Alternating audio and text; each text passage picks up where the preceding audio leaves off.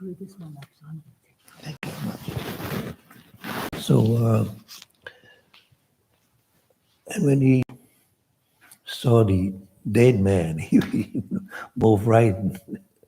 The guy was covered up with the white cloth, being carried to be cremated, they burned up.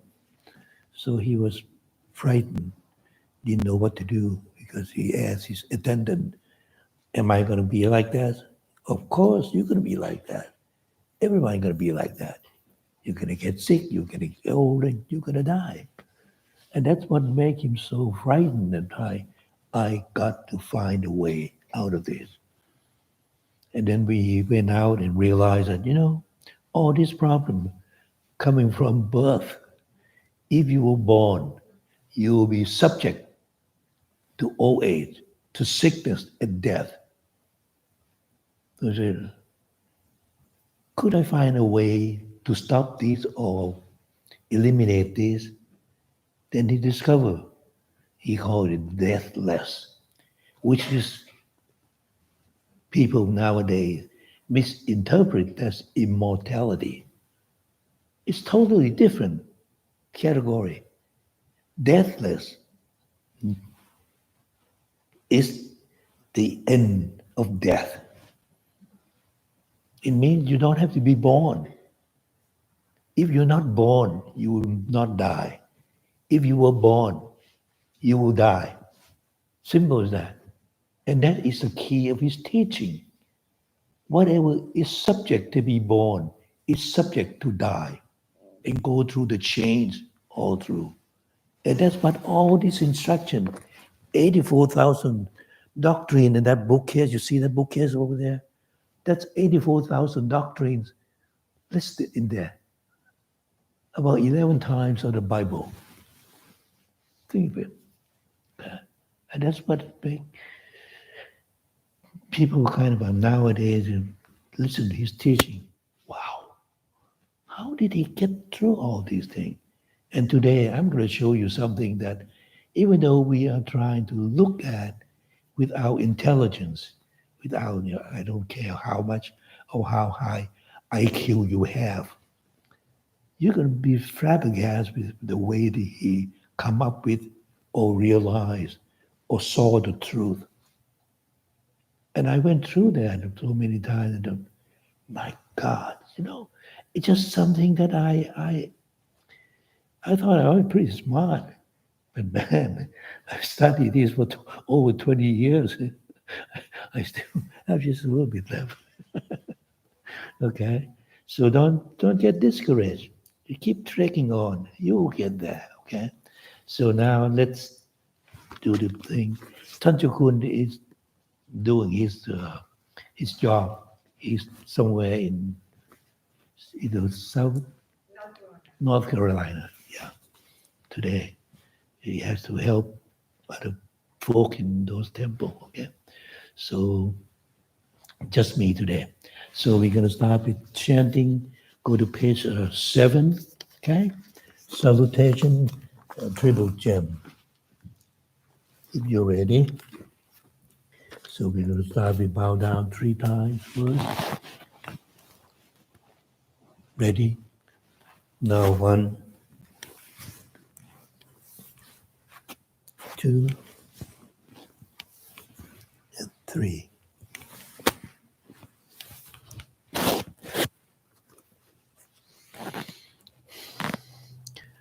Arahang Samma Sambuddho Bhagava.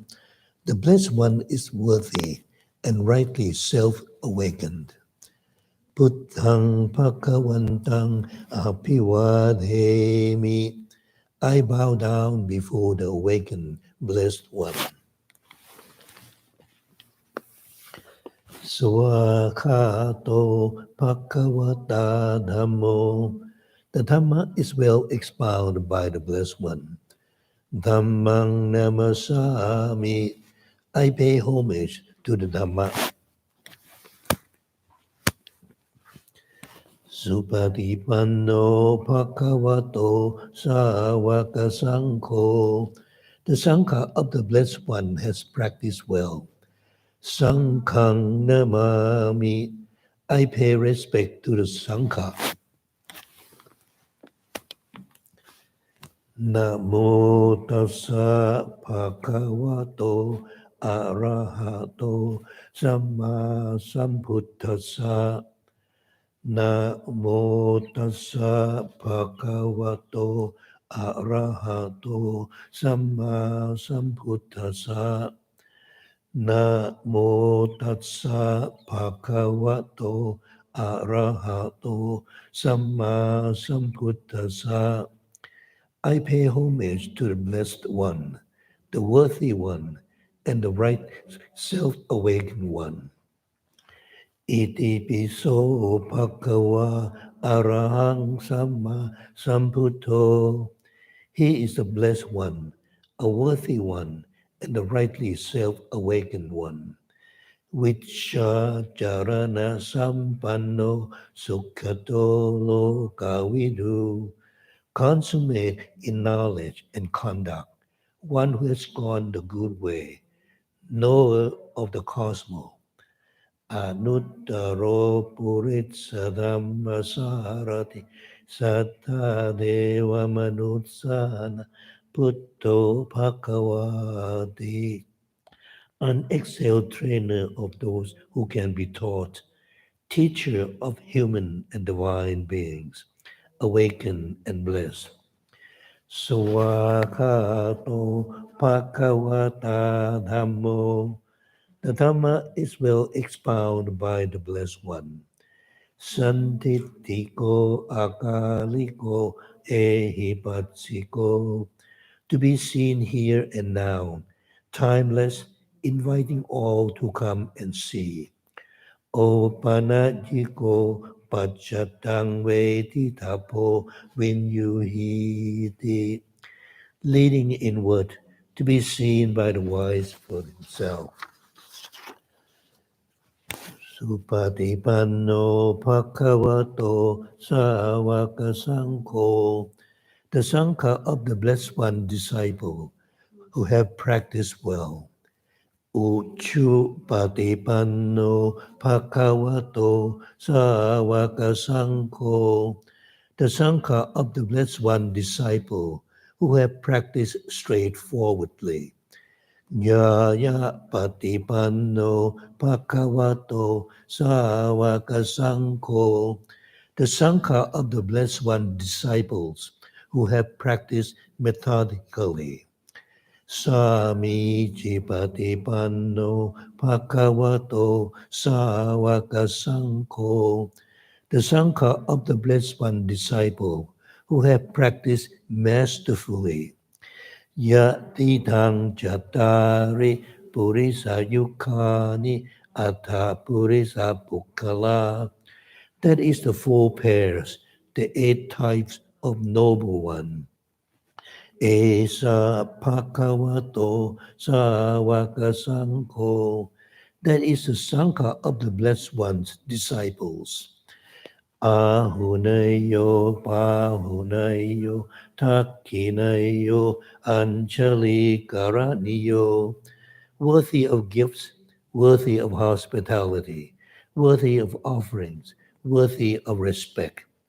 Anuttarang Punya Ketang Lokasati,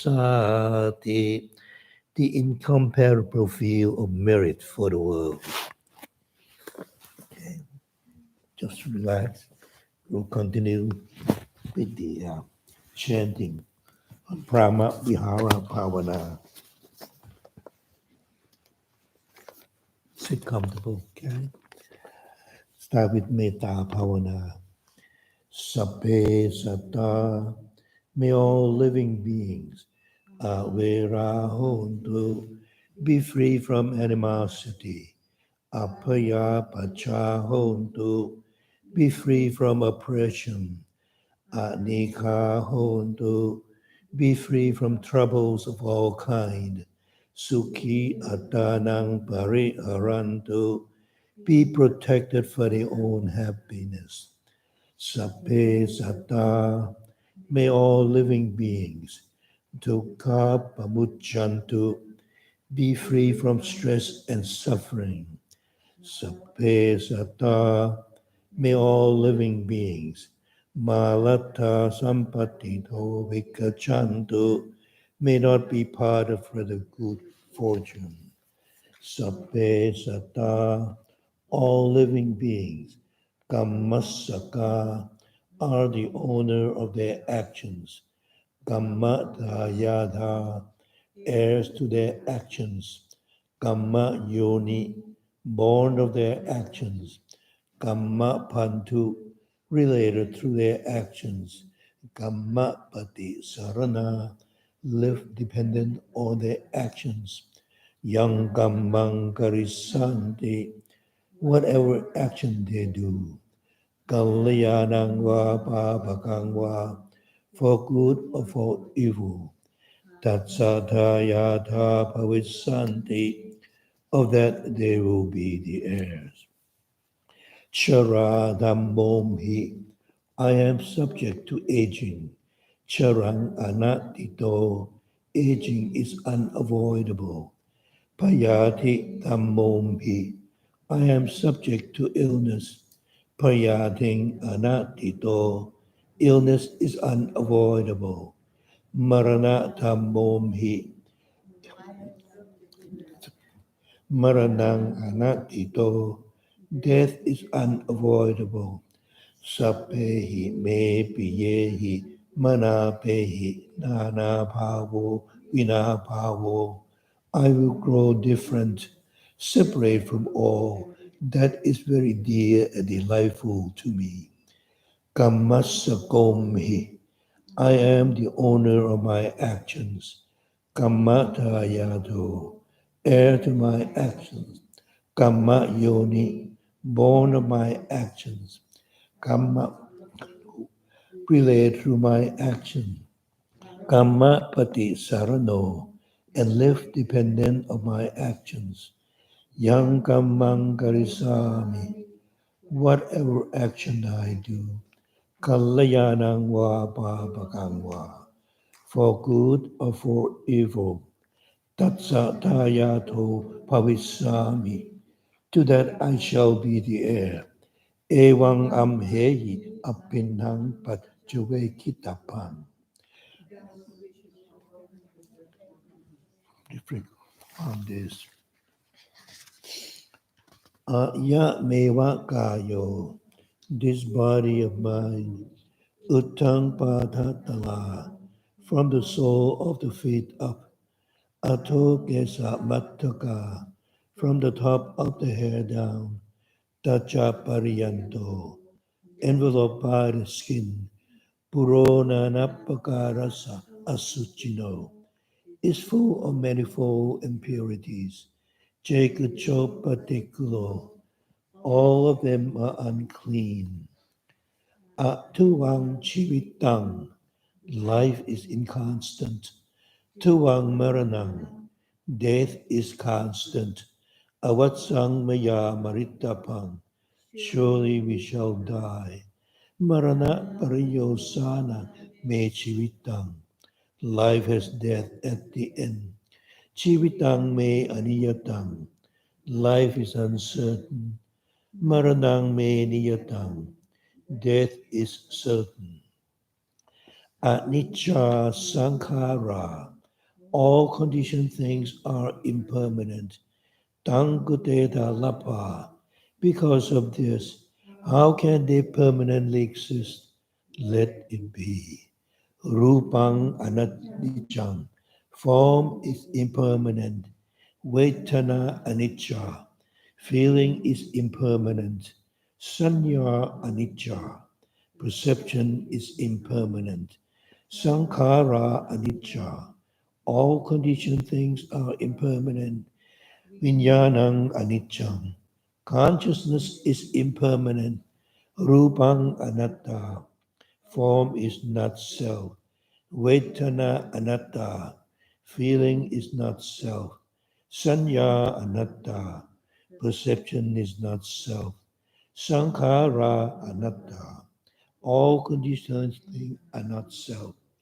Vinyanang anatta, consciousness is not self. Sabbe sankhara anicca, all conditioned things are impermanent. Sabbe dhamma anatta. All natural phenomena are not self.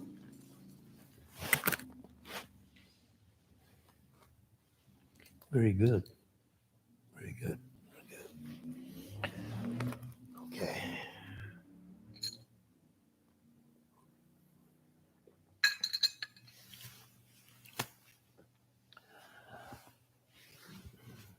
The topic we going to discuss today is, I think, is a key. It's the principle. It's the heart of how we should live our life. Put it simply, to live this world rightly, correctly. Okay, this is the way that we're going to talk about today. And let's begin way back. If you recall, on your Dhamma study, the Buddha was enlightened, okay, on the full moon day of the sixth lunar month. We call that what? Visak month, right? And after he spent 7 weeks pondering whether he really enlightened, because he wasn't sure. So you have to make sure that he really understands everything about our existence and how we can be free from all this stress and suffering and all things that bother our mind. Okay, 7 weeks he pondering on that, and he wasn't sure either that he should teach anyone because it was so profound. He thought about it. Okay, he said, "Well, okay." He figured out there are four group of people in our world. The first group, as soon as he bring up something, I got it. The second group take maybe a little few more lessons, then he will get it. The third group take a little more, okay, maybe a few years before we can understand whatever he discovered. And the fourth group, no matter what, they're not going to make it, okay. When he realized that at least 75% of the population in the world can get his teaching, can get his information. So he said, all right, I will teach. So he thought about people that he should teach. His two teachers, they were gone. Everybody else, they were gone. They thought about the five ascetics, those homeless people who tend to him in the beginning of his quest. And later on, they misunderstood him. When he went back and eat like normal people again, they thought he gave up. So they left. And that distance from this deer park in near Benares, it's away about 100 miles away from where he was enlightened, Puttagaya. It took him about 7 days to walk from where he was enlightened to the deer park, okay, where these five ascetics was residing. And then on the full moon day of the eighth lunar month, so that's 7 weeks plus 1 week to travel, there'll be 8 weeks. So 2 months after he was enlightened, the next day he gave the first sermon. Remember? Dhamma Cakkappa Vatana Sutta. Okay? And just about 5 days after that, all these five were enlightened, understood what he discovered. So there were five then. And remember Prayasa. Okay. Yasa is a son of a very rich man. He has four more friends. Each of these five well-to-do young men has 10 attendants for each of them. So Yasa and 4 friends, plus another 50 attendants. One day Yasa was kind of trouble in his mind, woke up, walked where the Buddha was engaged in morning walking meditation, and was mumbled to himself, man, what kind of world is this? It's all kind of trouble. He mumbling to himself. So the Buddha called him to come, young man. I will give you a Dhamma that will release your mind. So Yasa went to him. Remember the sermon that the Buddha gave to Yasa? You don't. Go back and review again. It's called Anubhupi. Okay, go back. The Dhamma that you have studied and took exam is not just supposed to pass exam and throw it in, in the trunk. No, you keep coming back and review it because that is very useful. Anubhutikata, the progressive step of being, of understanding the way we should live. Anubhutikata, anu to follow, okay, step by step. And then when he gave Yasa the sermon on the Four Noble Truths, Yasa became enlightened. And his 10 attendants was kind of perplexing. How come my boss, one day he was a young man, you know, having a lot of fun. Now he become a monk and enlightened one too. So they were curious and went through the same thing. The Buddha taught them the same thing. So all 10 become enlightened. His 4 friends were curious. How come our friend we just used to have a lot of fun with now? He was so preserved, he's so reserved, he's so, determined to do something right. So all 4 friends, plus another 40 attendants, went to the Buddha, asked him what happened. The Buddha gave him exactly the same thing, Anubhutikata, the step to understand how to prepare yourself to receive the highest sermon, that is Four Noble Truths. All 40 men became enlightened. So now Yasa and his 10 attendants, 4 friends and their 40 attendants become 50. Okay? No, yeah. And then we have 50 plus Yasa and 4 friends. That will be 55. Okay? So there are 55 at that time, Arahant, plus the 5 original Arahant, start with Gondanya, Wapa, Mahanama, Sachi, so on and so forth. Okay? So, Patiya. So these 5 original ascetic plus 55 Arahant, the newly enlightened one, make 60. So Buddha thought, okay, in maybe just a couple of months, there were 60 Arahants in the world. So the Buddha called him, said, come here. This is what he said. Te seta pikave dhammang ati kalayanang mache kalayanang pariyusana kalayanang satang sappayanchanang kevala paripunyang parisutang rama charayang pakase sa.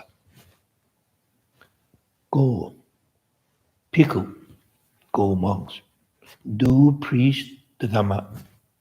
He sent these 60 Arahant to go out and preach Dhamma.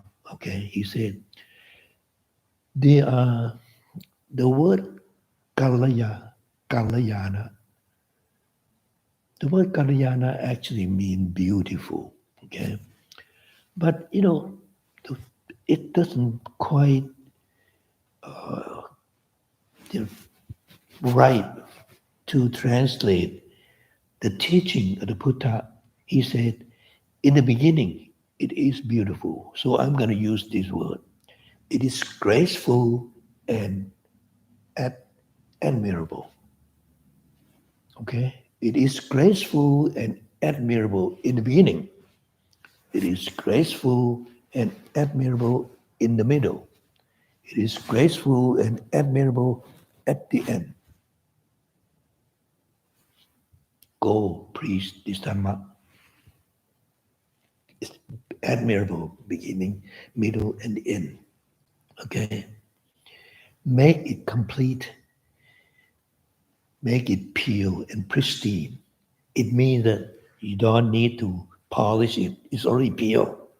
You don't need to add it, delete it, or do anything to the Dhamma that he has expounded. It's perfect. Just preach them the way they are, to the letter. Sappa Yanchara. That is to the letter. Okay? That's why I always bring his teaching. I don't memorize the translation. If you read 10 people who translate this, can be 10 way of translation. But the original Pali never changed for 2,600 years.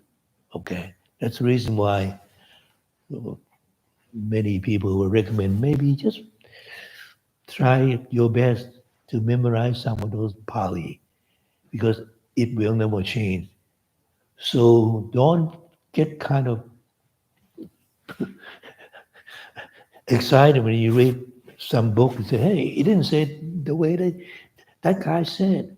It will never be the same thing because the word Kalayana means beautiful. We have one term we call Kalayana Mitta, beautiful friend. But actually, it's the friend that you can trust, that you can rely on, and who are the best Kalyana Mitta? Him. The Buddha said, I am your Kalyana Mitta. I am the friend that you can trust. And he said that every single one, every human being, maybe not taking him as the, the true friend. You should have a true friend, someone that you can confide, someone you can talk to, someone you can discuss whatever it is, someone that can lead you the right direction. That is Kalyanamit. That is your true friend. That's what he recommends everyone should have. I have one. Okay, I'm not going to tell you who he is, but I have one for many years. All right. So you should have one. All right. Find someone that you can trust, someone that can guide you the correct way, the correct direction, ease your mind when you have trouble or things like that. That is to a true friend. That's Kalyana. That is the word Kalyana, beautiful in that sense. Okay. So this said, when he said, go preach the Dhamma, beautiful in the beginning, graceful, admirable. What are these three aspects of this thing, these three things? It's as simple. Sila, Samadhi, and Panya. That's it. What is Sila? Now, Sila, we all know that Sila is, we talk about, well, this is a precept. This is the code of conduct that we follow. Some people call ethical code. No, it's not an ethical. It's a code of conduct that you should abide by because you want to, not because someone command you, don't kill, don't steal, don't commit sexual conduct. No, that's not the way. We have laws. I drove from Pan City to here. I did not see any single car that drive 70 miles per hour on I-4. I was trying to driving on 70 miles per hour. There's some guy was sitting right on my uh, uh, back thing, trying to push me to get further because everyone was driving 90 miles because they passed me just like I was sitting. Still, there's a law. So precept, the law, code, ethic, that's what they are. But people don't pay attention to that. So the precept in Buddhism is totally different. He said, you should, okay, it's what he said. You should, well, have intent, intent, intention. You must have intention to avoid, to refrain, to abstain from doing something that you don't want anyone to do to you. You want to be killed? Of course not. If I don't want you to be killed, why do you want to kill some other people? That is a precept in Buddhism. It's not thou shalt not kill, thou shalt not steal, thou shalt not commit adultery. No such a thing in Buddhism. He never forbid anyone to not to do anything. Even alcohol. He understood alcohol is a drug, is a medicine. All many kind of medicine, even be used in the anesthetic to put a patient to sleep with alcohol. So he has a reason, and his reason is way before anybody else. So precept of sila is the way that you should live your right by restraining, abstaining your mouth and your physical act. But mind you, it must depend on your intent. You must have intention to abide by that. I intend not to or refrain from, abstain from. Well, killing is a translation which is not quite the same as the Pali word. Pali word panatipada. Pana is breath. Panatipada. It means deprivation of the breath. So if you cut off the breathing of any living being, what does it mean? You kill, right? If you choke someone, just like someone put the knee on the guy for 9 minutes, over 9 minutes, until he's dead. That is deprivation of the breath. That is what panatipada means. The first precept. You should abstain and refrain from deprive any living being of their breath. Even the plants. Does the plant breathe? Yes. So the monks, if they cut the tree down, if they even take the leaf, pick up the leaf from the tree or the plant, that is the transgression of their precept.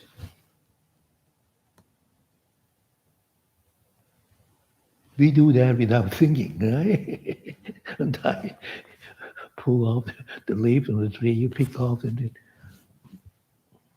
you deprive that tree, that plant, from breathing. You're killing that tree. That's panatipat. So, every time I see the monk mow the lawn, I feel kind of pain because they are actually transgress their precept. There are 227 precept, right? We have only 5. Okay. So precept is not something easy that, I'm not, every morning I would say, I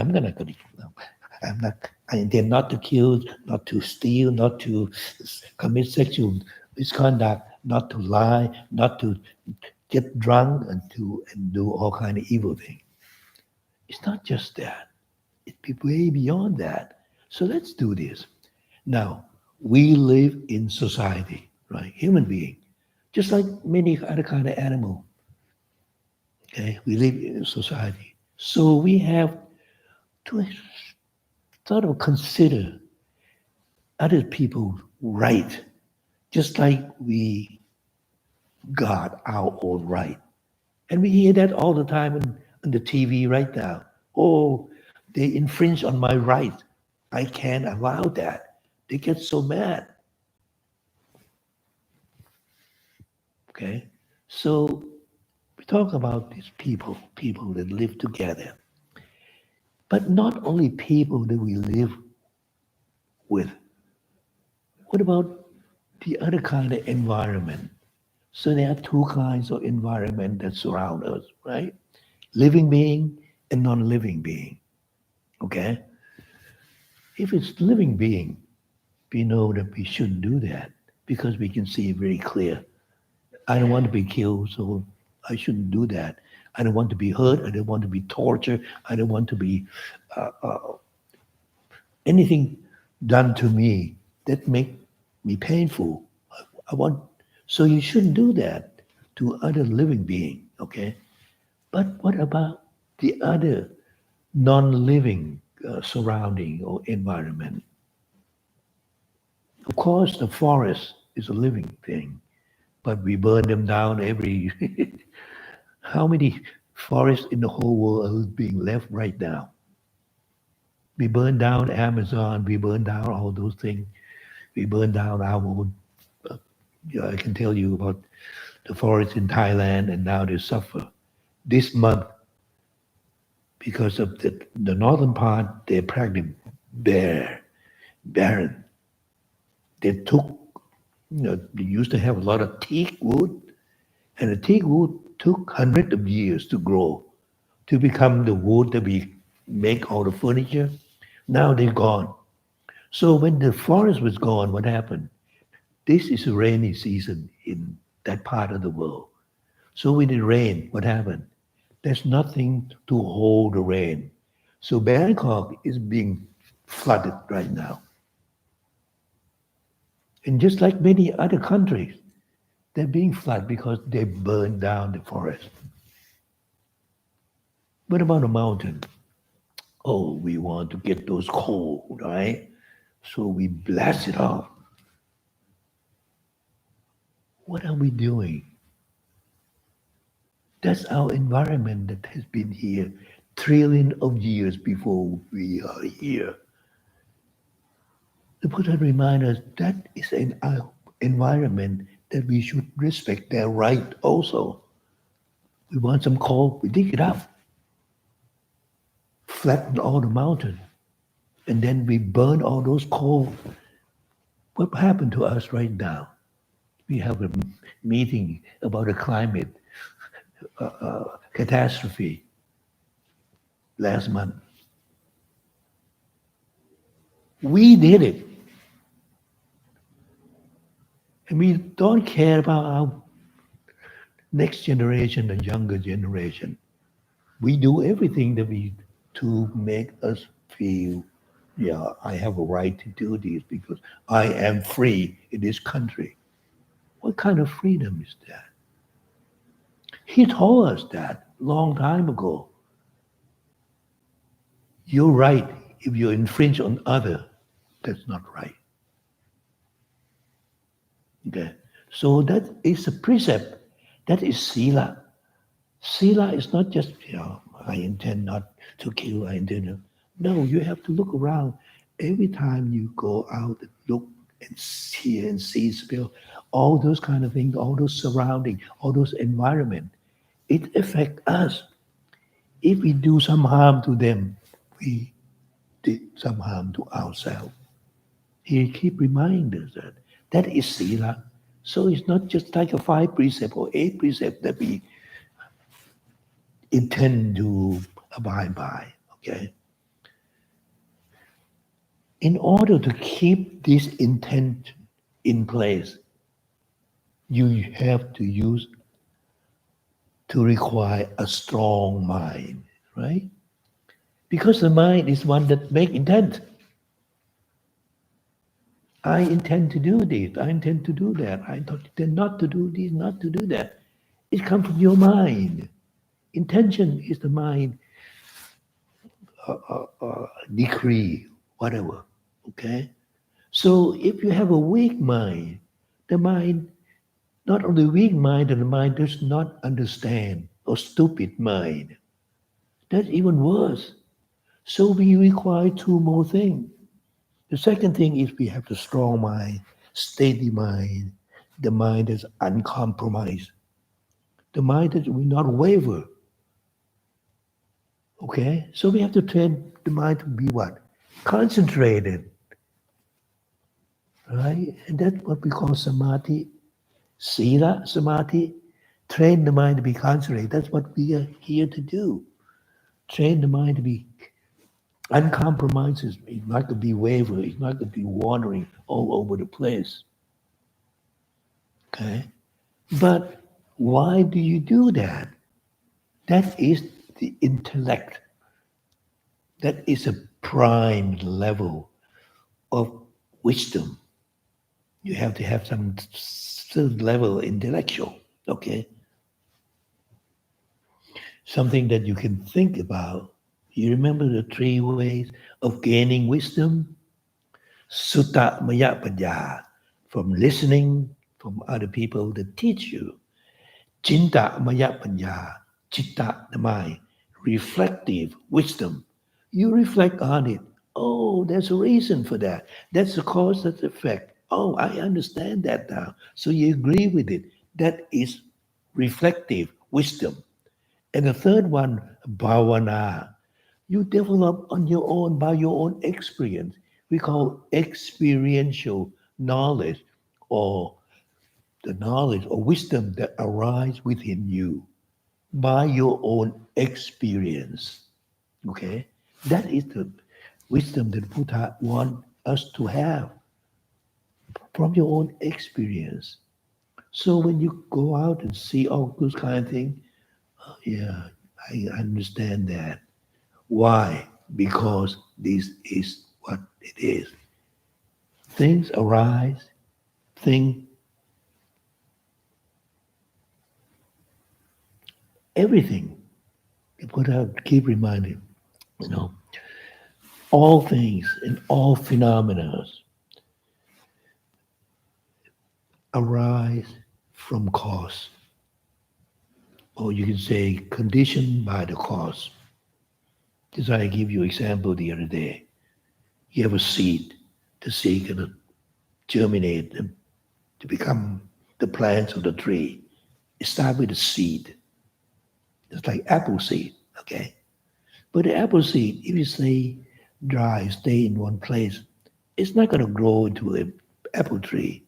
You need the water, you need the light, you need the heat, you need the air.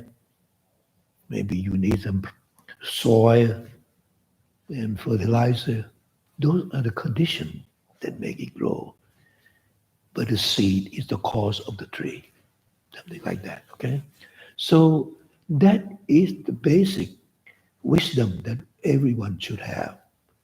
I know things arise because there's something that make it arise. And when that thing arises, this thing will follow. That dependent origination. Okay, so this he taught us in steps. And that's what he said, go out. This 60 Arahant, go preach this Dhamma. It's beautiful, it's graceful, it's admirable in the beginning, in the middle, and the end. Sila, Samadhi, and Panya. Okay?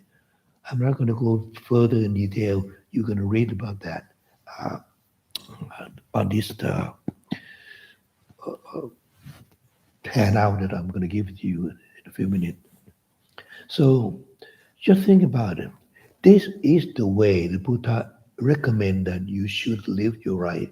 Because you follow this instruction, this sila, train your mind to be uncompromised, and then when your mind stable, steadfast, non-wavering.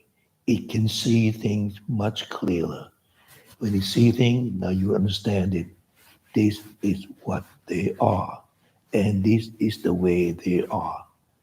The thing that arise the way they are, once there's a cause, the cause gonna make it arise. And when the cause is gone, end, that thing gonna end. So you're happy, there's a cause of happiness. So the cause of happiness end, your happiness will end. The same thing. If you suffer or you're stressful, there are cause of your stress and your suffering. Find out what those causes are and then get rid, eliminate them, abandon them, let go of them. Then your suffering, your stress, your problem will be over. COVID coming from SARS-CoV virus, number two, okay? It's a it's a coronavirus, but the SARS variation. That's what caused COVID. So you don't contract the SARS-CoV virus number two. You're not going to get COVID, this disease. Simple as that. All you have in your body, get rid of them. Then you will get sick from it. See? That's medicine. That is a principle of modern medicine nowadays. He taught that 2,600 years ago. That's why the principle of modern medicine is follow what he laid up there. We have cause of disease. That's why we have disease. When you end up get rid of cause of disease by prescription, you get rid of disease. Kill. The same thing. You here want to get rid of your problem. Find out what your cause is. Get rid of your cause of problem, and your problem will be over. Isn't that simple? Very easy, right? It is. Believe me, it is. Because if you know me 30 years ago, sometimes you probably wouldn't want to talk to me or look at me because I was a very angry person. I always angry, angry. I don't know why, but that was I was. But now I know, and I try to eliminate that. So I feel much happier now because of this. Okay? Very simple. All right? Take a couple of minutes break. Okay? Maybe you go ahead and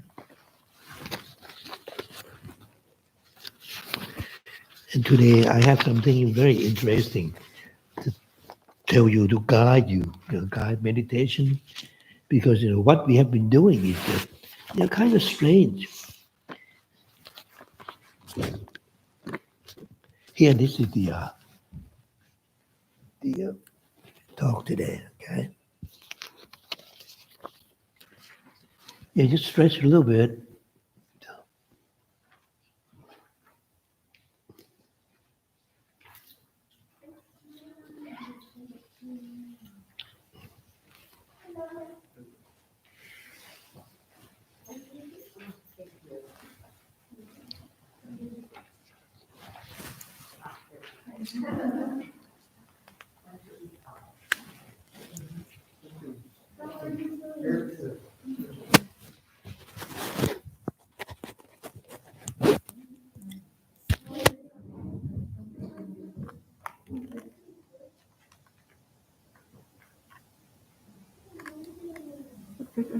Yeah, thank you. Yes, I left one for Victor.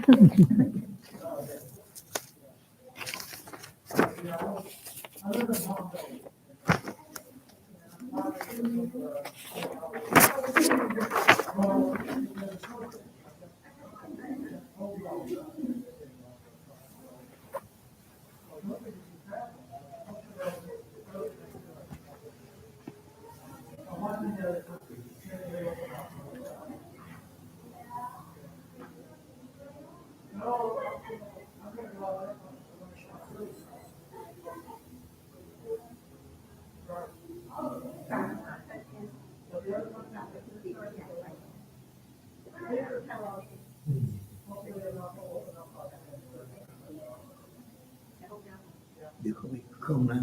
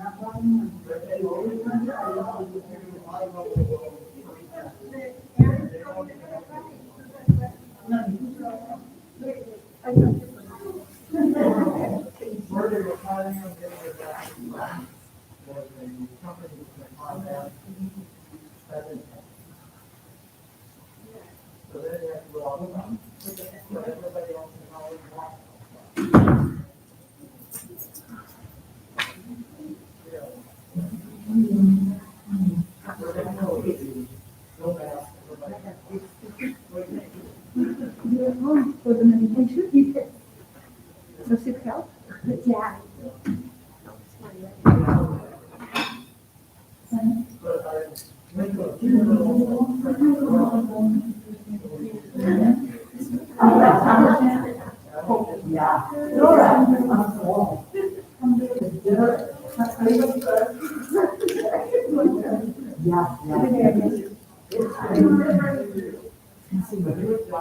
Oh, thank you.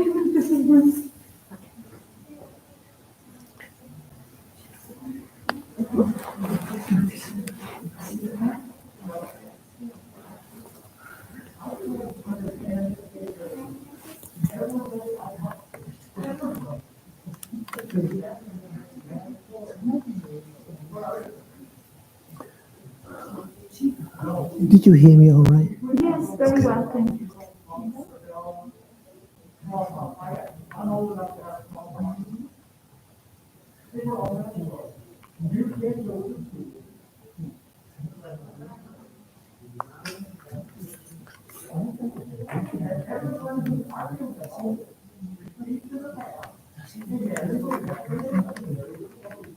I love the way that you explain to us. It's like everything opens. Thank you. You have it. I'll try. How many years have you been teaching, Dr. Jerry? Teaching what? Dana. 15. 15? It's The first 5 years, I learned, I studied, and then after that, Tanju would let me do it. well, I feel very blessed that I met you. No, because I don't teach just like the monk teach. I tell people, as a person who live just like you, I still have to go to grocery store, fill up the gas, pay a tax, all kind of thing like that. It's like ordinary people. So it's not the monk. The monk would be just kind of a shelter inside the compound. They don't go out and walk. You have the stress of family. Right, right. We still have that kind of a obligation. That's what makes you explain to us in a way that we can get, because it's not easy to understand. Yeah. So thank you.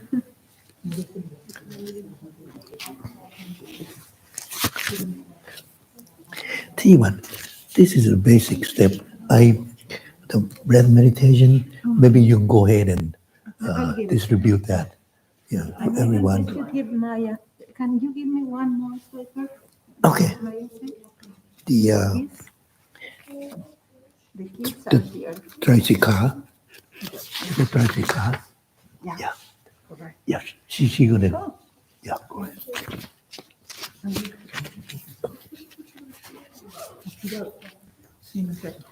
This one I took it because I had a lot of problems with staples again, and then I told Monk we were like running out of.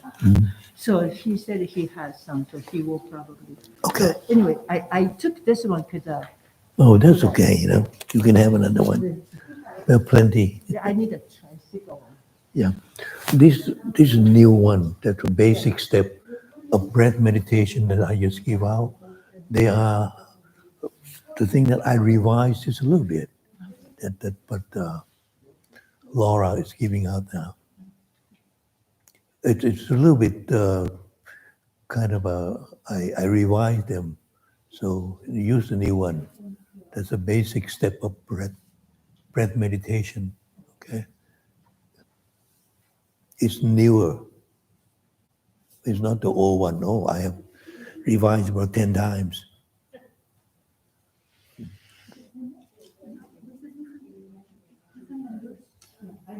Yeah, that's a new one, the newest one. Sorry, Okay. I need a tricycle one.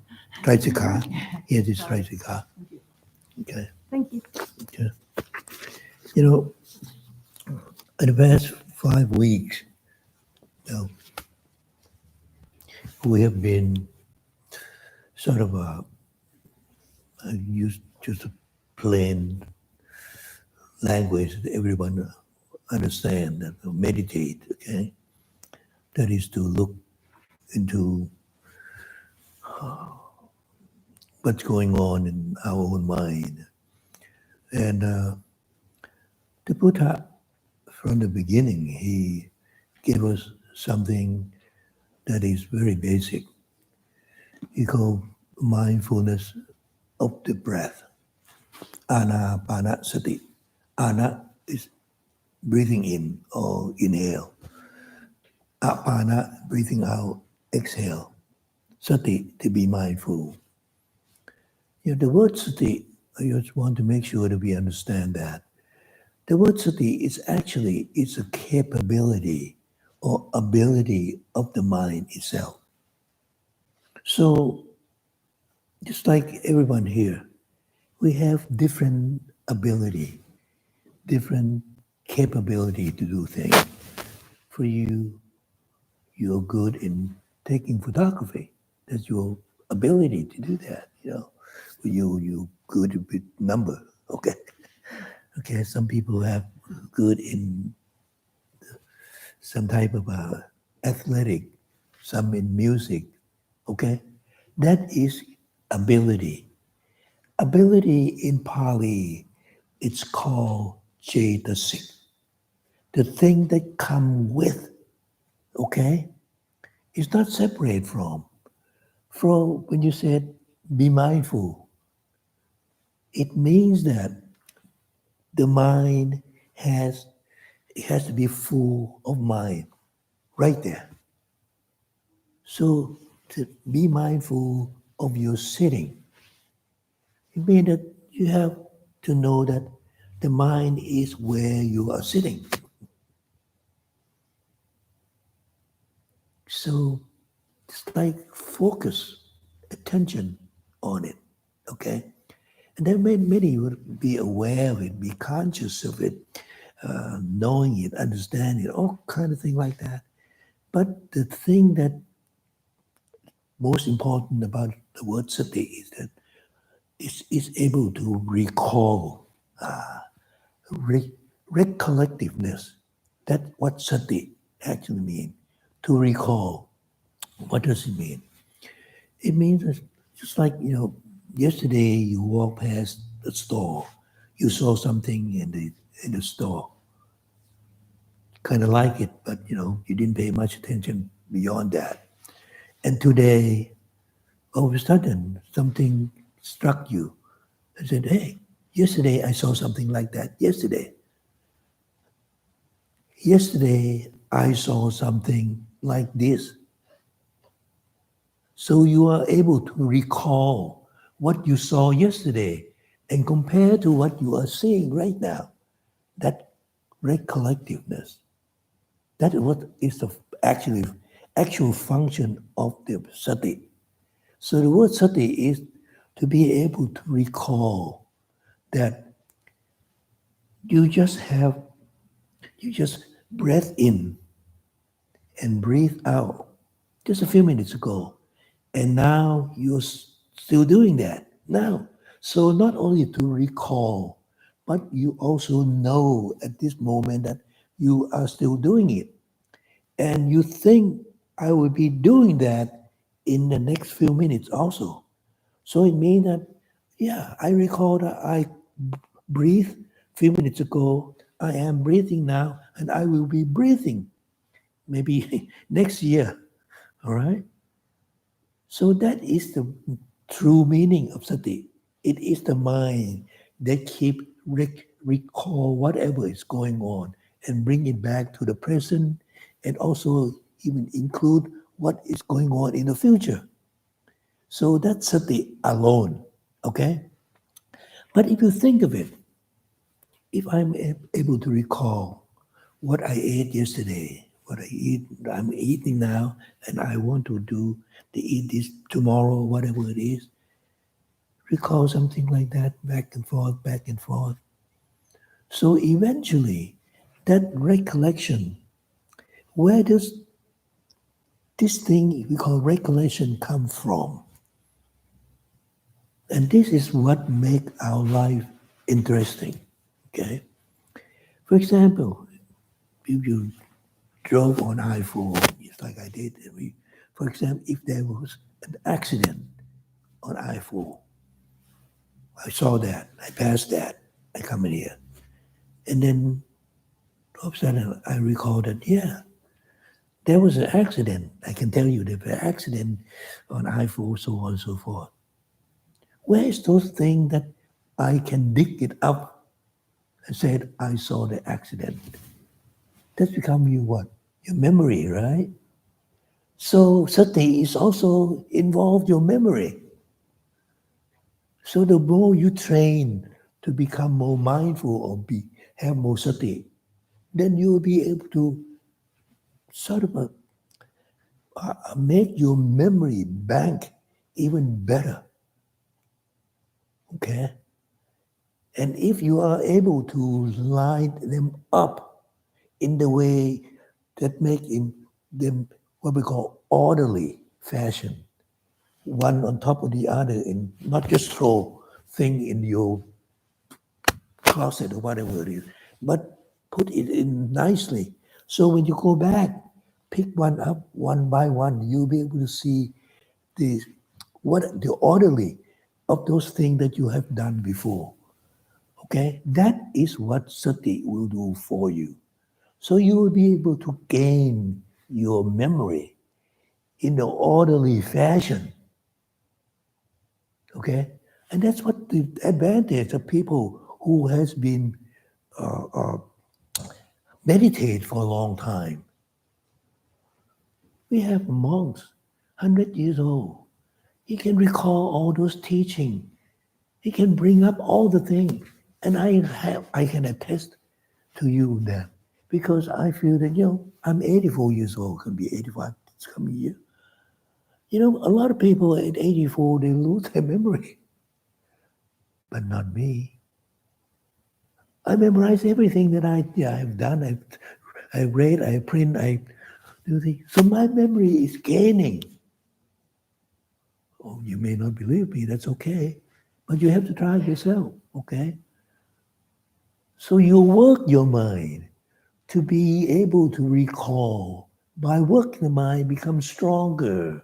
Okay, and that is what anapanasati. To be able to recall, to be mindful of things concerning your breath, in breath and out breath. The interesting thing is this. The Buddha said, the breath is part of you. The breath is part of you. Just think of it. The breath is what? You breathe in and out air, right? So the air is part of you. If you don't have the air in you, what's going to happen to you? Just think of it. First of all, you're not going to be sitting here. The breath is a force of life, isn't it? What happens if you don't breathe? That's the danger. Because one day, that breath will not come in. You're dead. Okay? So the breath is the force that creates a lot of vitality. If you light a fire, and if there's no air or oxygen in there, do you think fire gonna last? No way. Okay? Just like our body cell, there's what we call internal, intrinsic combustion in each cell. Within that cell, we have trillions of cells in our body, which in the cell, within each cell, there's this intrinsic combustion, internal combustion, that burn the sugar, the glucose. When it burns, it needs air to burn. It gives us calories, give us heat, give us energy. Okay? That comes from air. So the Buddha keeps reminding us the air is part of you. So when you are breathing in and breathing out mindfully, what does it mean? It means that you are mindful of your body. He even go further. Every breath you breathe in, you're mindful of your body. Okay? Every in-breath, every out-breath that you breathe in, you are mindful of your whole body. Without the body, without the breath, without the air in each cell, those cells will die. Correct? So when you breathe in and out and look at, we use the term investigate. Oh, the word contemplate is what the whole thing is. Yeah. We contemplate, we investigate the body. Every time you breathe in and out, you are investigating your body. I want you to think about this, because he went on further and said, if you have developed this breath meditation, every breathe in, every breathing out, you understand perfectly. Okay? You have to understand each breath perfectly. Once you understand each breath perfectly, it means that You understand your body perfectly. This is what leads you. He said, if you have developed anapanasati, mindful of the in-breath and the out-breath, if you have developed it well, pursue it to full extent, you will perfect the full foundation of mindfulness. The full foundation of mindfulness is made of what? To be mindful of your body, to be mindful of your feeling, to be mindful of your mind, and to be mindful of all objects and phenomena in the world. So this full foundation, just simply breathe in and out and be mindful of your breath. Every single breath, it will lead you to all those full foundation. Perfect. He said, use the term perfect. And if you have developed the full foundation of mindfulness to perfection, you will be able to perfect the 7 constituents of enlightenment. Go further now, further up. Full foundation of mindfulness will lead you to 7 constituents of enlightenment. You'll be close to being enlightened. And if you have perfect these 7 constituents of enlightenment, you will reach what we call the supreme knowledge and release, deliverance, emancipation, being free from the thing that hold on, overwhelm, and overcome your whole body. That is your stress. From being mindful of your breath, in breath and out breath, it can take you all the way to enlightenment. Okay, so we try. We've been trying for the past 4 or 5 weeks. Okay, so we start with, he said, so how do the monk be mindful or establish mindfulness? Contemplate or investigate the in-breath and out-breath. You remember when the first time when I guide you said, look, with keen mindfulness, it means that your mind is sitting right there. It doesn't go back home. It doesn't go to shopping mall. It doesn't go to playground. It stays right here, watching the breath. If you're mindful of the breath, okay, when you breathe in, when you breathe out, so when you breathe long, now breathe in long and breathe out long, what is the long breathing means to you? What does it mean to you? What is the significance of the long breathing? Okay. What is the significance of long breathing? You tried it.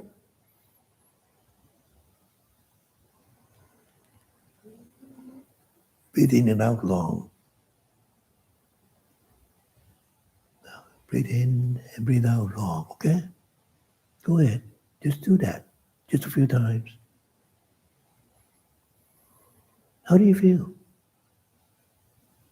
Does it feel pretty good, isn't it? So the long breathing is a good breathing. You start to know right away.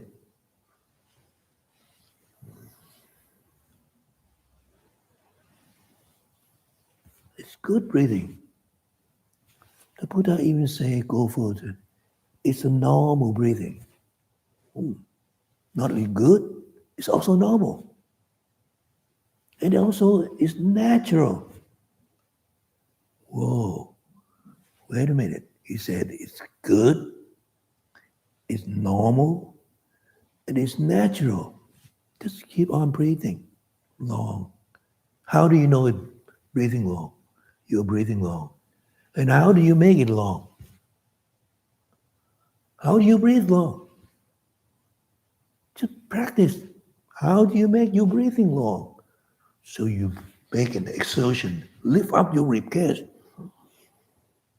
Pull the air in all the way from your nose all the way into your bronchial tube, your trach, into your lung, push down your diaphragm to your stomach, your abdomen rise a little bit.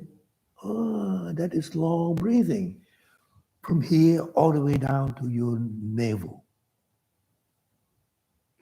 Okay? He said long breathing, it's good, it's normal, it's natural. But of course, in our world, there's what we call duality, opposite, right? I used to play the opposite with my grandson when he was little. You know what is the opposite of straight? He would say, yes, a curve. What is opposite of low? It's high. Yeah.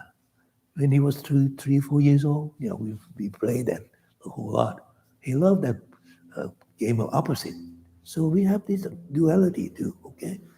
So we have long. What is the opposite of long? Short, okay? He said, now we understand, the long breathing is a good breathing, is a normal breathing, is a natural breathing. What about a short breathing? How short? Well, you said if from here to down here is long. What about from here to here?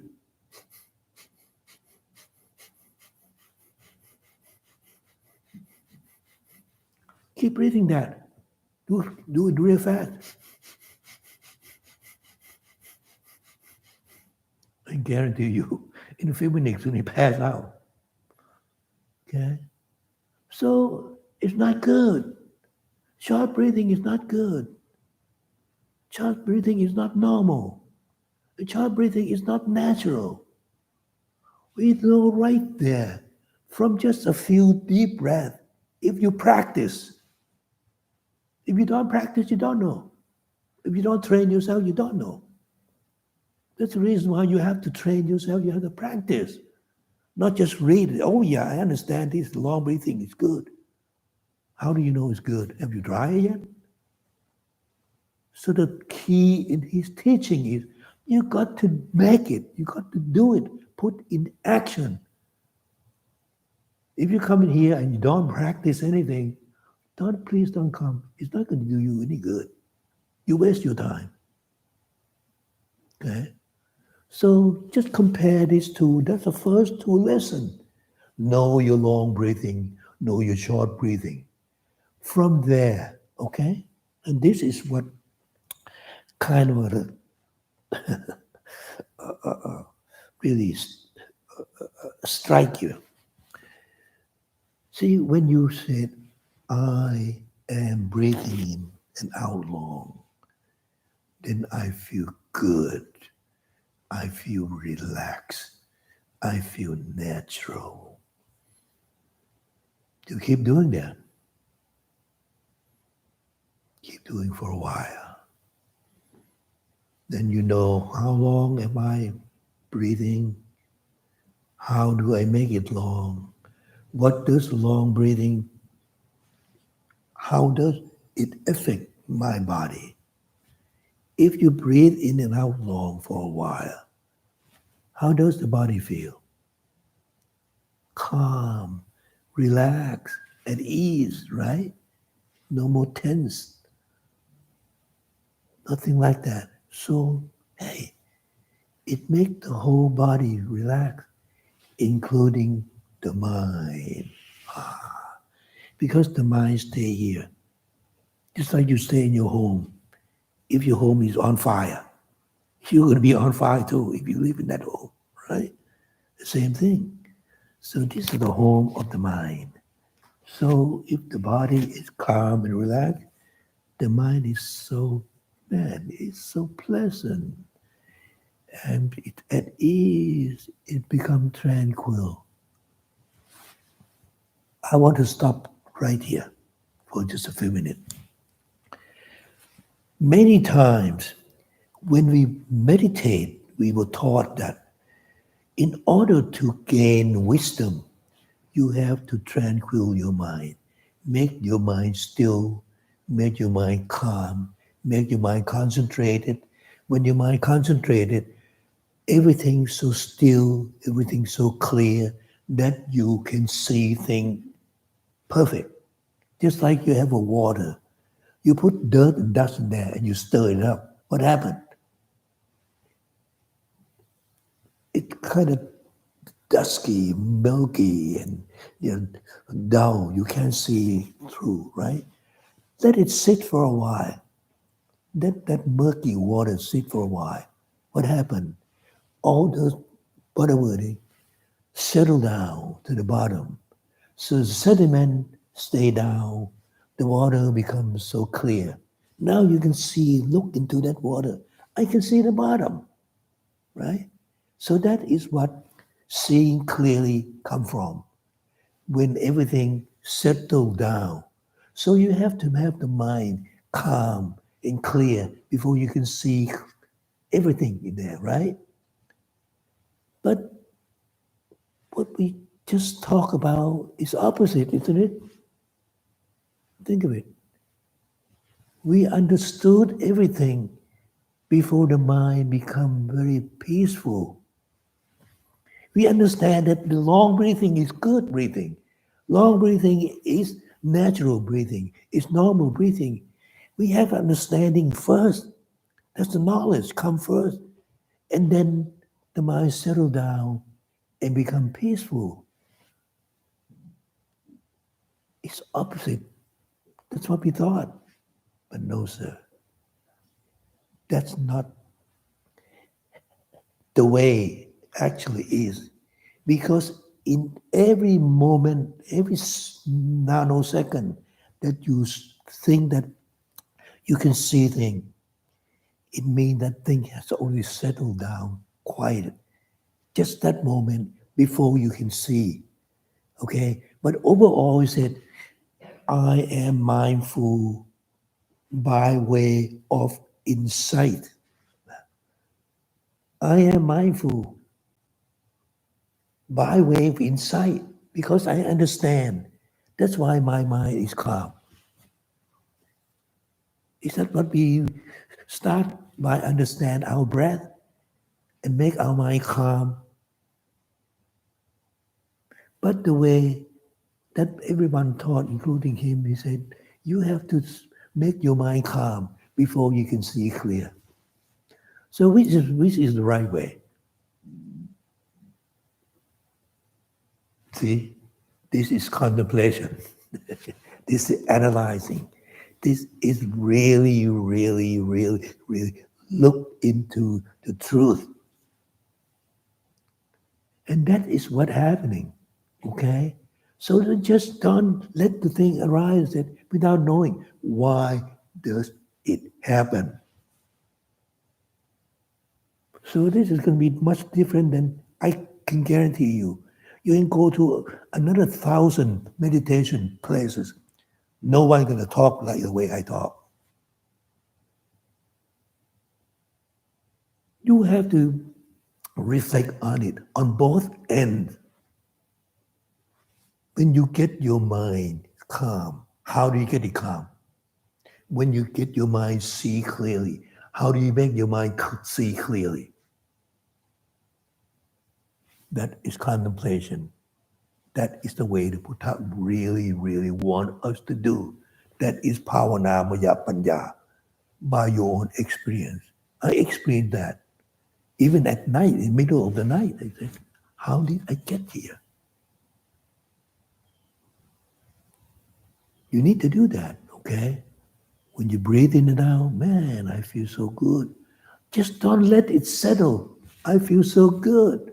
I feel so calm. I feel so relaxed.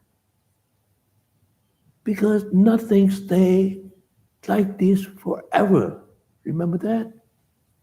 Things constantly change. Even your mindfulness. If you don't keep practicing every day, by tomorrow, you're not going to be mindful. I promise you that. Your memory, if you don't keep recalling, your memory is going to be gone, whatever it is. So you have to bring it back, work at it, and understand why. Why? Remember, I asked you to ask yourself 4 things. When you say, okay, the long breathing is good, I'm going to ask you, why is it good? Can you answer me that? If you can't answer me that, you don't know why it's good. You don't know what it's good. Why is it good? Why is it normal? Why is it natural? That is what. So we have to ask why. Okay, that's the first thing. Why is it that way? Okay? And then you said, what is it for? When you can answer, what is it for? What is the benefit or the advantage of knowing all these things? Why are you here? Have you answered?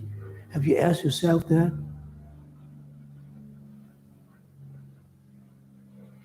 That is contemplation, the way the Buddha wants us. What is it? Why is it? What is it for? And how can you accomplish that? These are the four questions that I ask, four things, four aspects of contemplation I ask you to do from the day one. What is it that he teach us?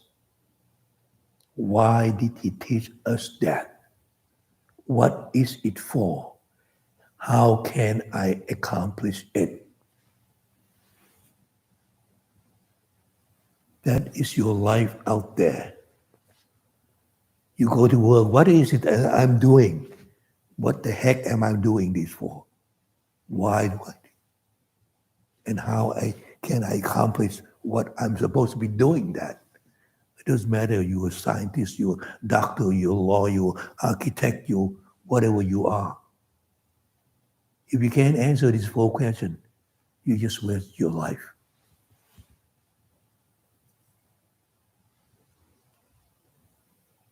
Okay, so now we have some idea why we're doing things.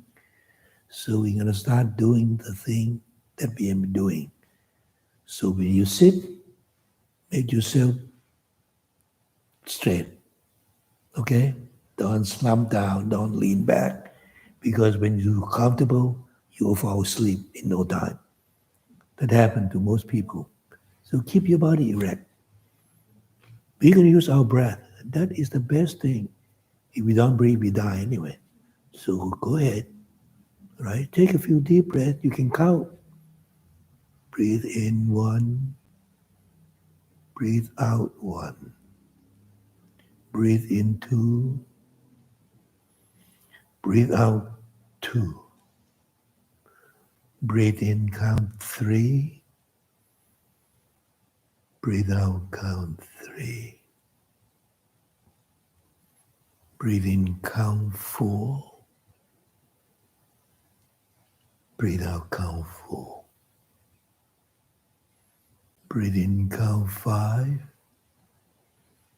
Breathe out, count five.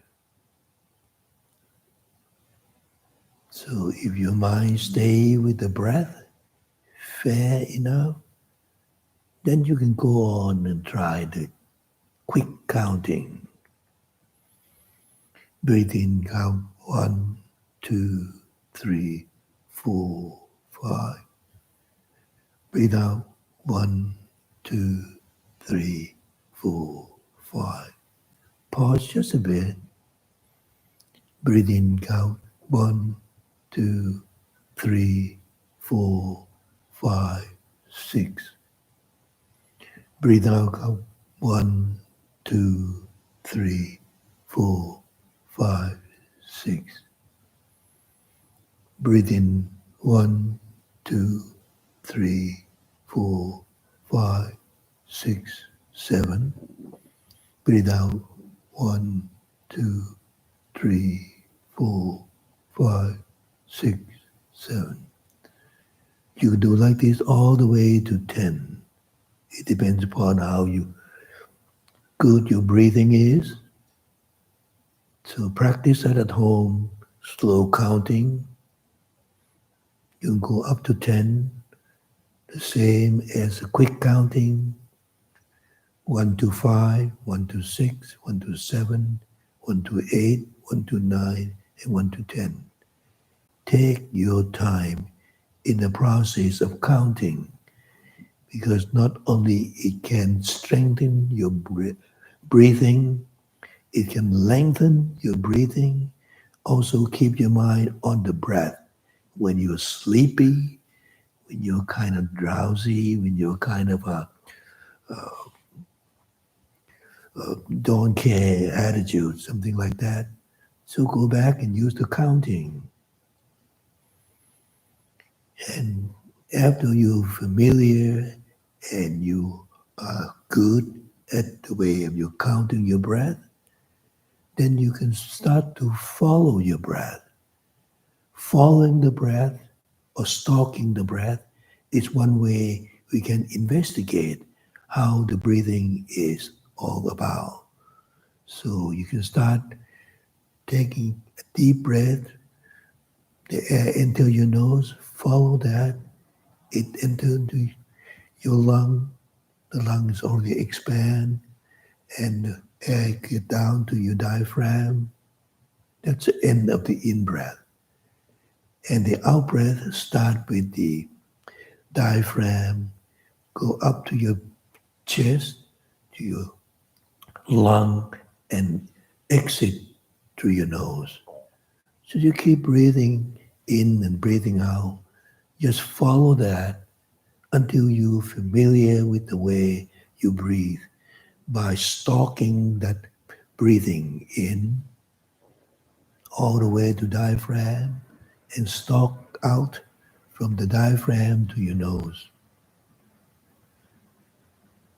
Breathe in and breathe out. Follow it from your nose all the way to your abdomen or your stomach. And when you breathe out from your abdomen all the way out your nose. You can do it fast or you can do it slow. It depends upon your preference. But stalk in a way that you don't lose your breath. Keep on breathing in and out. Stalking the breath, it will help to keep your mind sort of observing what's going on. Because while you're stalking the breath, you also have a chance to observe how the body is doing.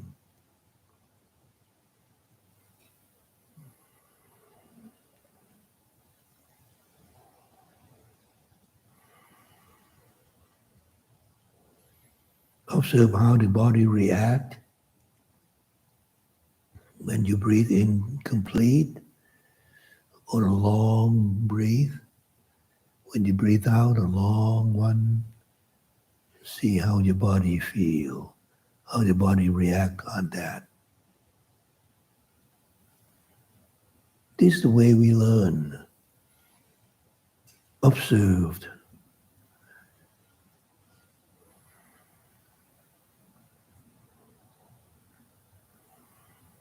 After stalking the breath for a while, to running, following, stalking after the breath can be distraction in itself. So you can stop that. Just sit the mind at where the air contact your body in the first place. Where there's contact, it's contact at the tip of your nose or somewhere around there. So pick the spot where the breath touched your body the very first time. Feel that spot when the air goes in and feel that spot when the air goes out. Breathe in and breathe out.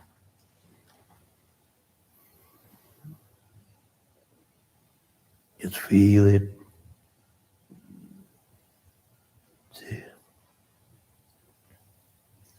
Of course, Because after a while, if you keep on allowing the body to breathe and the mind stay with the breath, watching, guarding the contact point, no more running around, no more running after, just stay put at the spot of contact. Feel it at the tip of your nose or around there. You may notice that the breath start to change. In beginning, it may be a little strong, but after a while, it becomes softer, and it may not go very deep. The body has been sitting here for a while. No more activity, no more action, so it doesn't need much of the oxygen. So the breath becomes shorter and shorter. In the beginning, when we breathe very deep from your nose all the way to your diaphragm, but for a while, after you just watch your breath, the mind keep watching, stay guarding at the tip of the nose, the breath becomes shorter. It may be just right in the middle of the chest, and pretty soon it even gets shorter than that. It may be just go to the back of your nose, and sometime when you allow the breathing to become softer and softer and smoother, it may be just stay around the nose, that's all.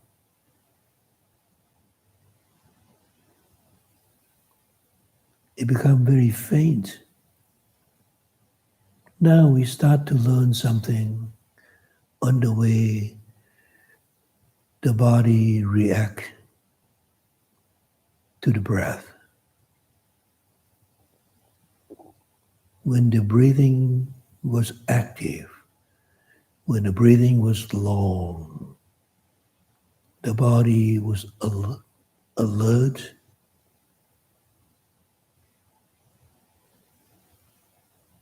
sometimes even tense. But after a while, when the breath becomes softer, shorter, and smoother, the body becomes more calm, relaxed, at ease. So we learn something about relationship between the breath and the body. When the breath is strong, the body is kind of tense and getting ready to take off. When the breath is soothing, smoothing, and very short, the body is calm and relaxed. This is how the breath condition, regulate, control the body. We can call that the breath is the body conditioner. It conditions the body. That's including the mind. So when the breath is soft, the body is calm, the mind stays more and more tranquil. Eventually, when the breath is so faint, it doesn't move much, much at all. The body is also very still. Now, the effect of the soft breathing on the mind and the body, it becomes more and more tranquil, more and more steadfast, not wavering, stay in one place. So the mind no longer interested in the world outside. It just stay at the tip of the nose, watching the in-breath, watching the out-breath, which has become fainter, softer, and sometimes can barely feel that. So at home, practice until you get to this point. So when the mind stay focused at the point where it contact the breath, but the breath is so soft, the mind has to be more alert, more mindful. So sati has to be stronger in order to detect a very faint breath. This is what we need, a strong sati, because when the breath is faint, the mind has to become more alert. That is what sati is all about. Alertness, wakefulness. If you are not aware of this faint breath, the other way that the mind will go is to fall asleep, go to pavanka, the state of just maintaining vitality, not much activity. That is when the person is sound asleep. We don't want to do that. We want to use the mind to our benefit. So keep mindfulness alert, awake. Watch the spot where the faint breath touching it. Sooner or later, that spot becomes so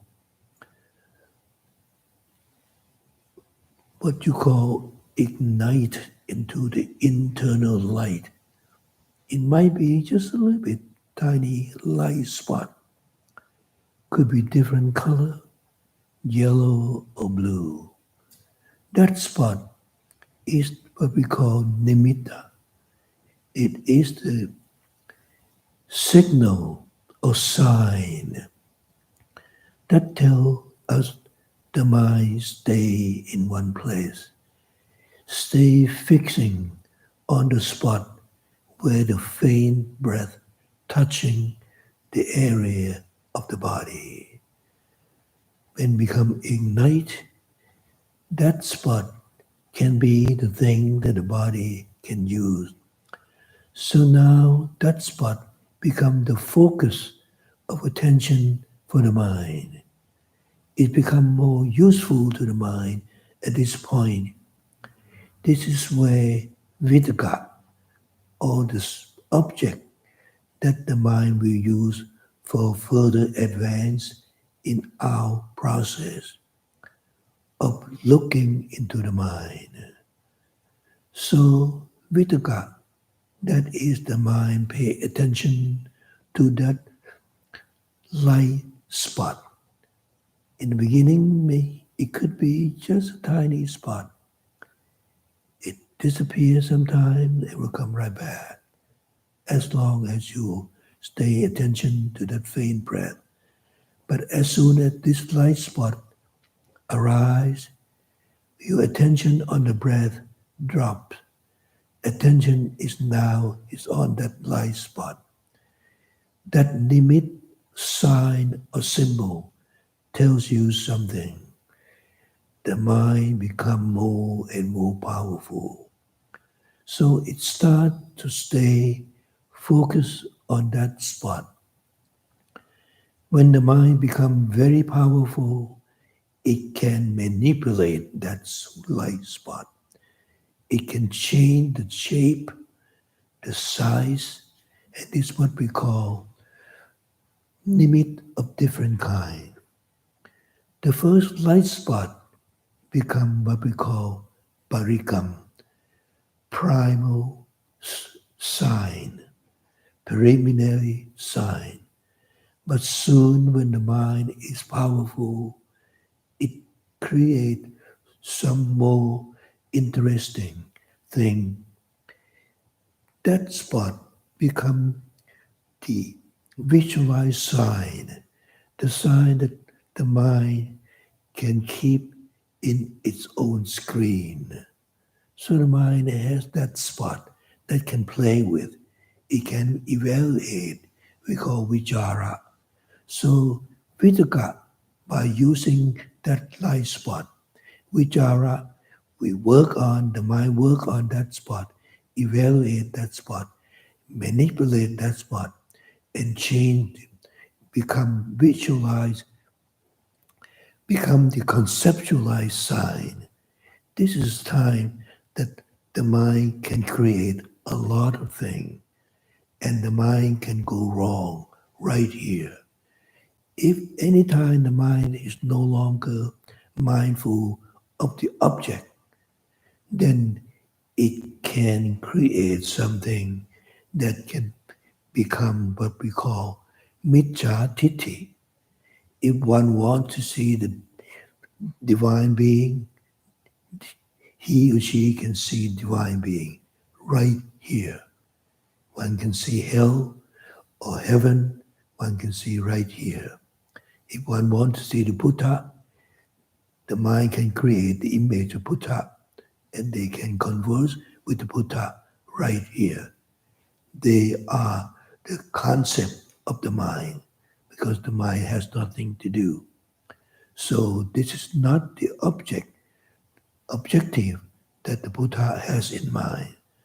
Don't allow the mind to create those kind of wrong view, distorted view, distorted perception. So once you realize that, get rid of it right away. Get back to your breath and come back to those spot again, light spot again. Rework on it until the mind become so powerful that it becomes still, becomes steadfast, non uncompromising, does not waver. This is a state of jhana. Because during this time, when the mind can evaluate those, you're going to start to have what we call piti, joyful, which has 5 levels. It could be just minor joy, like a little tear that running through your cheek, or feel kind of a insect crawling, or a little electric, the hair rising on end on your body, or kanika piti, just momentarily feel a little kind of joyful feeling that like we have. And it could be wavering kind of joy, the feeling that the body is waving, is over the wave, moving back and forth. Or it could be levitating kind of joy. Feel like the body is so light, it can float away. And the last one, parana piti, the feeling of like the body is submerged in something very cool, very calm, very relaxing. And this is where sukha or serene happiness arise. Pleasure, pleasantness, this is where the mind want to stay in. The mind stay put, stay in one place, stay serene, and it does not waver. This is where ekaggata, one-pointed. This is where the 5 components of jhana is completed.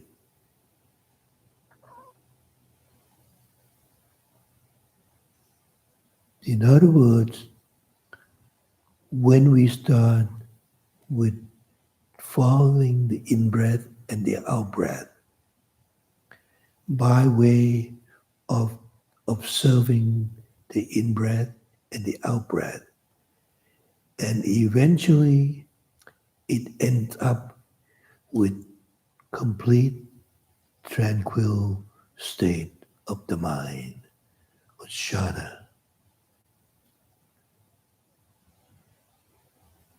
And this is a state that the Buddha suggests that we should have.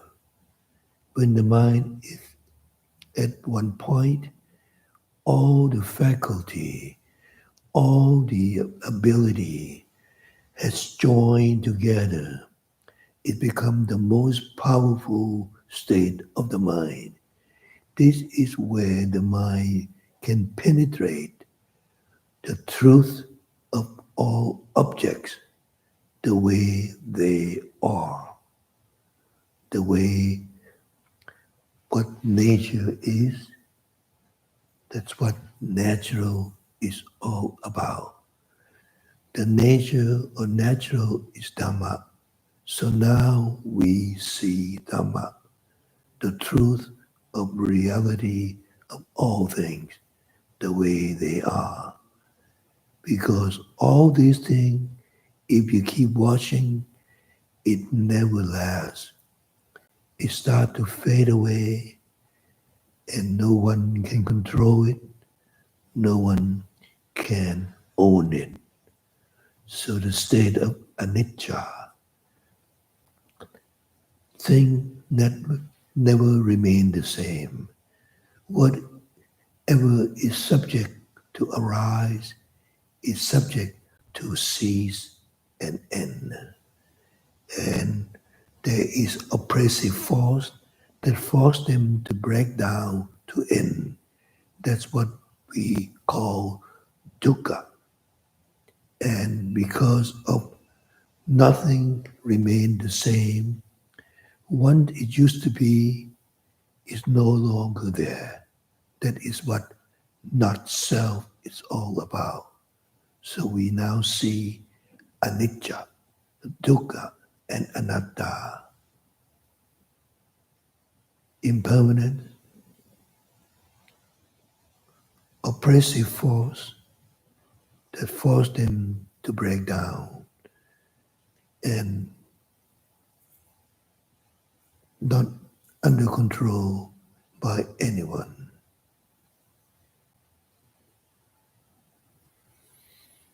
Take a few long deep breaths. Be aware of your breath. Be aware of your body sitting.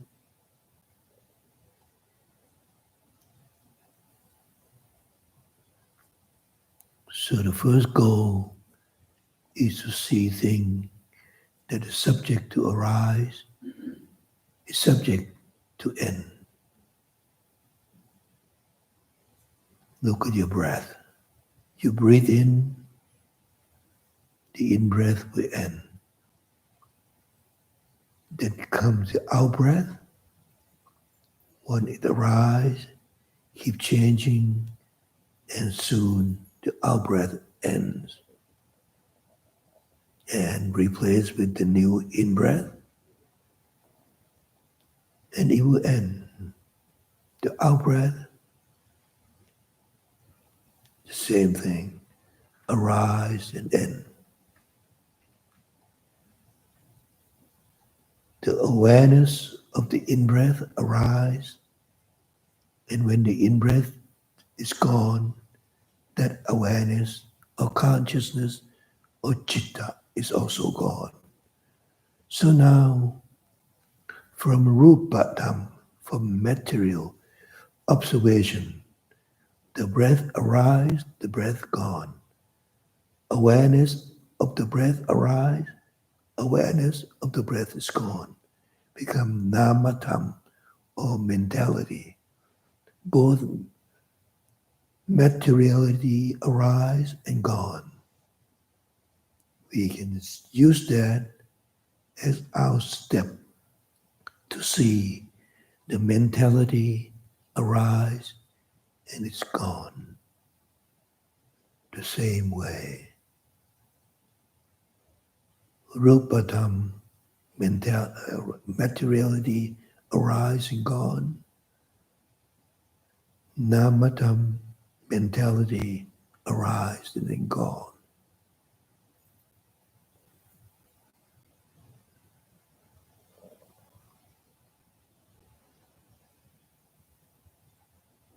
Just relax.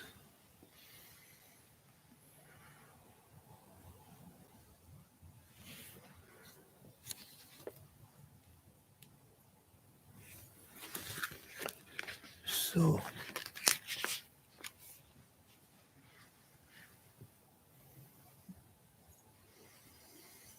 I think we are just a few minutes past our time.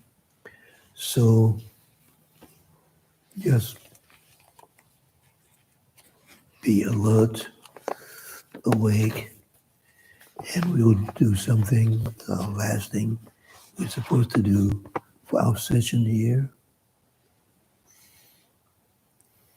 Go back to your chanting book on page 11.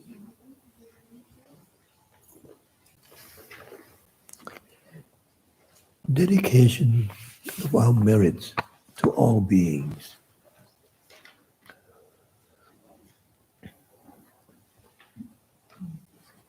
See page 11? Oh no.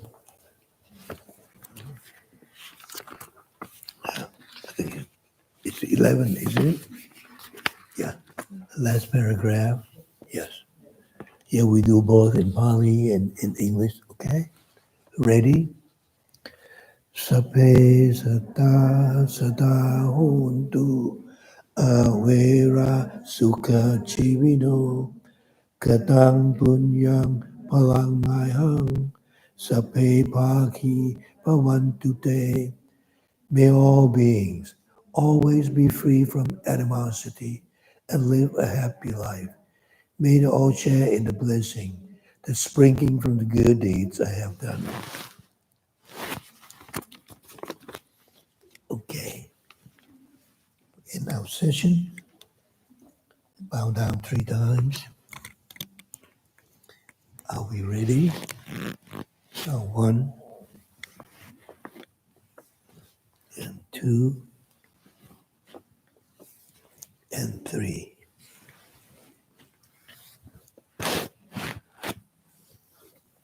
Okay, one more thing. Before we end the session today, if you go back and look at the revised version of basic breath meditation that we just got, that is exactly, I was sort of doing that for you. So you can follow that at home, okay? But another way that you can relate to what we call the full foundation of mindfulness, which we did that last week, but I'm afraid that I don't think many people can follow me. So this is what I have sort of put them together. It's a formula that the Buddha said it.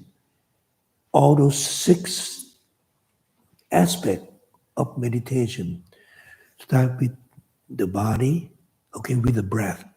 There's a section on the breath, section on the posture. You know, we have 4 postures. We sit, we stand, we walk, and we lie down, right? Those 4 postures. And all the action, the third aspect is all the action. When you move your hand, you look, you turn, you eat, you swallow, you urinate, you defecate, all those things.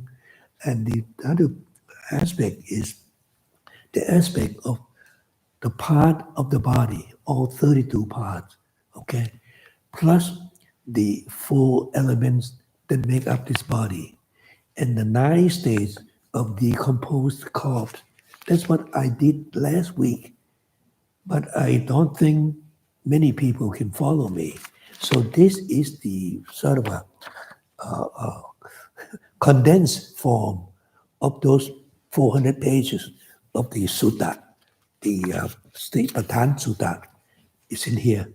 So you can compare the way you meditate on the four foundation of mindfulness and you meditate on the breath meditation, which is actually the same thing.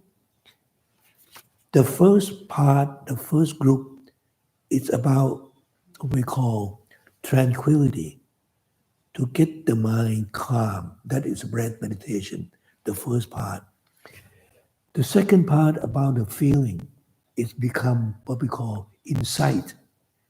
And the last one, Dhamma, that is all object and phenomena. They are pure insight. So it starts with body, which is perfect tranquility meditation. The second one, there is some insight into that vedana, the feeling. Contemplate on the feeling.